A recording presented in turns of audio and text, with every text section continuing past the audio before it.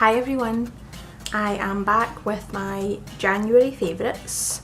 I've been keeping a list all month because it's not until you start to do these videos that you realise it's actually hard to think about the things that you've loved. You're just using them and not thinking about it. So I kept a list this month. I'm a huge list maker, so I will talk you through the things that I have been loving this month. First of all, how gorgeous are those roses? My friend got them for me last week and I'm just obsessed with them. I think they're the most gorgeous roses I have ever seen. So first of all, I wanted to talk about a lip combination. I don't have anything on my lips just now because they're so dry. It's been really cold in Scotland. It wasn't so cold in London, and then I was in Budapest, so it was freezing there. So my lips are so dry. But I have been loving the combination of burgundy lip liner from MAC with Paramount lipstick. This is a really deep burgundy with no plum in it. I find it really hard to find a dark red that doesn't lean too purple. I prefer it to be a really deep sort of blue toned red, and this liner is just perfect. It matches it perfectly, and I'll try and insert a clip or a picture of me wearing it so that you can see what it looks like because it is gorgeous. It's definitely one that people like to stare at you when you're wearing it. I find that people really are not used to dark lips, and when you wear them they love to stare. No manners. The next thing, and one of my favourite discoveries of this month, is wearing this pigment as a highlighter. So this is the Illamasqua Pure Pigment in Static, and I'll insert a clip so that you can see, but it's a sort of white pigment, but it's a duochrome, so it shines pink in the light. And I've had this for a long time, and I've worn it sort of in the inner corner before and on the brow bone, but this month I just decided one day to try it as a highlighter, and it is just amazing. I know it's not the most subtle of highlighters and probably isn't for everyone, but I think it is so gorgeous. It picks up in the light so beautifully, and I am just obsessed with it. I think it is amazing. So I'm so happy I discovered this month, and later on I'll show you, and later on I'll talk about the brush I'm using to apply it. But yeah, huge love for the Illamasqua Pigment in Static. Next I wanted to talk about the eyeshadows I've been wearing this month. So when I was away in Budapest, I only took a small amount of eyeshadows with me, and I sort of done the same eye look every single day, and that has carried on since I came home.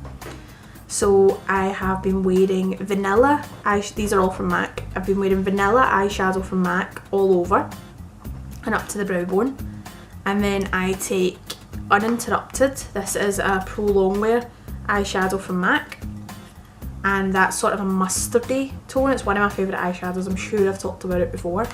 I take that into the crease and in the inner out.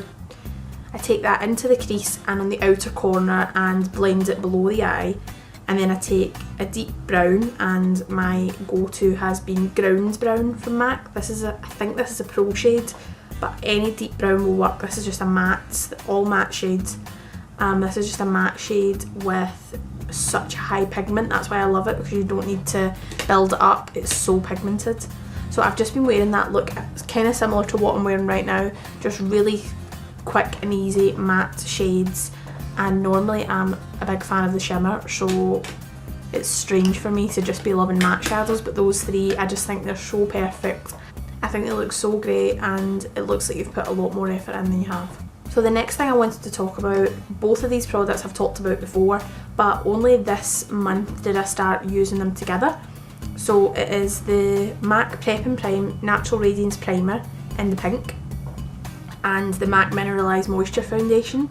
So I've talked about this. This was one of my favourite foundations from last year, and I've talked about this primer before, but normally I'm not a huge primer person, and even though I talked about loving this, I sort of loved it for nights out and long days. I never really would wear it every day, but I applied it one day about a couple of weeks ago, and then I applied this foundation over it, and it completely changed the texture of this foundation. It made it go on so much smoother it made it look so much more glowing, and bonus is that it made it last all day.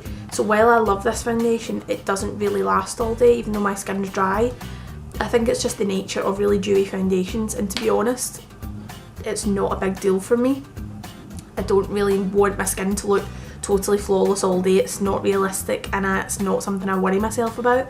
But this combination is just so perfect, and if you have these, you need to try it. It totally changes this foundation. I find this foundation a little bit hard to blend sometimes. I think just because it is so dewy that you really need to make sure you've blended it into the skin. But this is just such a nice combination, and I'll talk about the brush I'm using in a minute. This is why I love to just play around with makeup, because if you don't, then you're never going to find amazing combinations like this. A really surprising favourite for me has been this product. It is the Body Shop Tea Tree Cool and Creamy Wash for blemished skin. So the past sort of 2 months my skin has been having a major breakout. I think it's just because I'm travelling so much. My skin doesn't know what to do, and I'm going from clean Scottish air to polluted London like twice a month. So my skin doesn't really know what to do with itself, and I'm still using all my normal skincare, but I picked up this in the middle of December and I've been using it ever since, and I love it. I think I heard Essie Button talking about this. It's just a great cleanser. It goes on as a cream and it doesn't really foam up. It sort of just becomes a little more, it sort of just emulsifies a little bit so that you can wash it off, and then it leaves you with this really strange cooling feeling.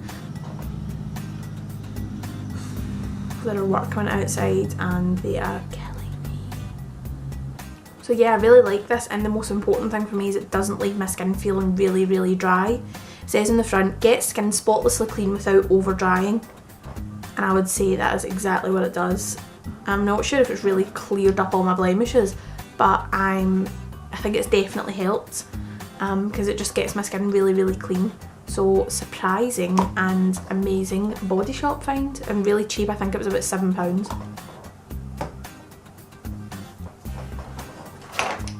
So to talk about brushes, I have reignited my love for dual fibre brushes. I sort of go through phases, and right now and I hadn't used these for a long time, but the past month I've been reaching for them so much, and as you can see I used them today, so they are dirty.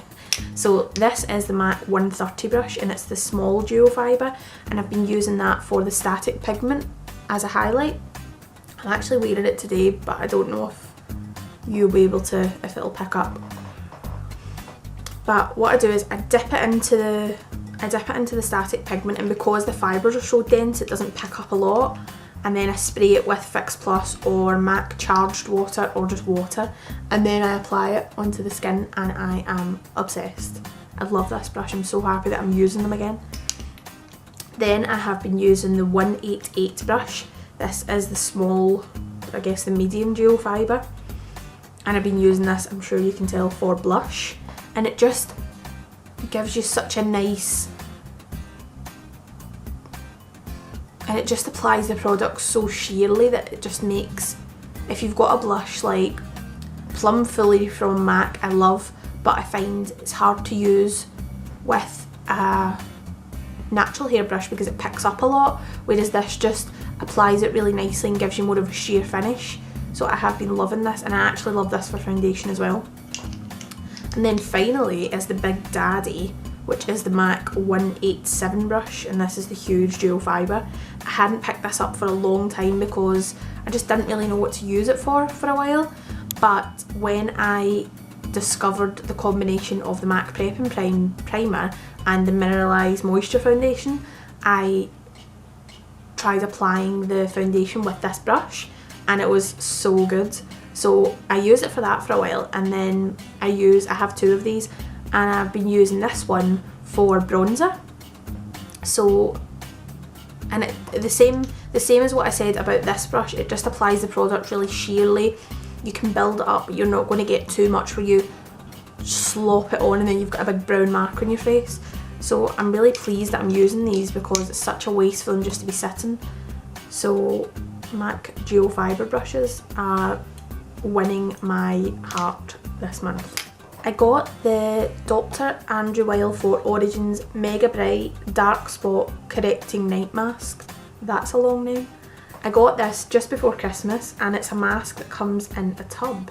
So this is from the Origins Mega Bright line, and I've used some of the line before, but I got this and it has an amazing smell, and I've used it about 5 or 6 times and I really like it. If you've used the Drink Up mask from Origins, the one that you leave on overnight, then you'll like this one as well, because it gives me quite a similar hydrated, plumped feeling when I wake up the next day, but it's also really good to help even out skin tone and any dark marks. As I said earlier, my skin was breaking out really badly and my skin scars really easily, so great. So this has been really helping me even out my skin tone again and start to lighten those scars a little bit. I wouldn't say add this into your routine thinking that it's going to be that's going to be it and your skin's going to be scar free. I think that you need to use serums and moisturisers for that, but it definitely helps, leaves your skin feeling really radiant and glowing, and just generally gives you a good skin day when you wake up the next day. So I love this, and I wasn't expecting to love it so much, but it has been great for my skin this month. And then finally, I just wanted to throw in something a little bit different at the end. Don't know if I'm always going to do this or if I'll just stick to makeup, or if you care, but I picked up a coat just before I went to Budapest, and I'll insert a clip because I wore it in Budapest and I've been wearing it every day ever since.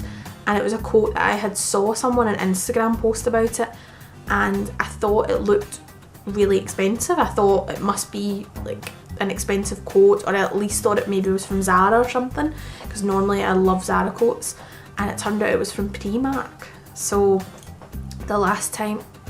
just before I went to Budapest, I nipped into Primark and it was actually down in price, I think from like £30 down to 20. So I ended up picking it up and I love it. I think it does make me look like a little bit of a snowman, but I'm willing to put up with that because I love it so much. And it's just so cozy, it's so easy to throw on, and I still think it looks so much more expensive than it is, which I am pleased about. So I hope you enjoyed my January favourites, and I am back in the mode of filming videos, and I want to stick to trying to film 3 a week, Monday, Wednesday, Friday. I want to try and stick to it. I kind of lost my way a little bit when I was in London and Budapest, and how much have I talked about Budapest? But I am back on track and I will try to keep going because I really do enjoy filming these videos, and even though there are only a handful of you that watch them, I appreciate it. So thank you for watching, and I will see you again soon. Bye!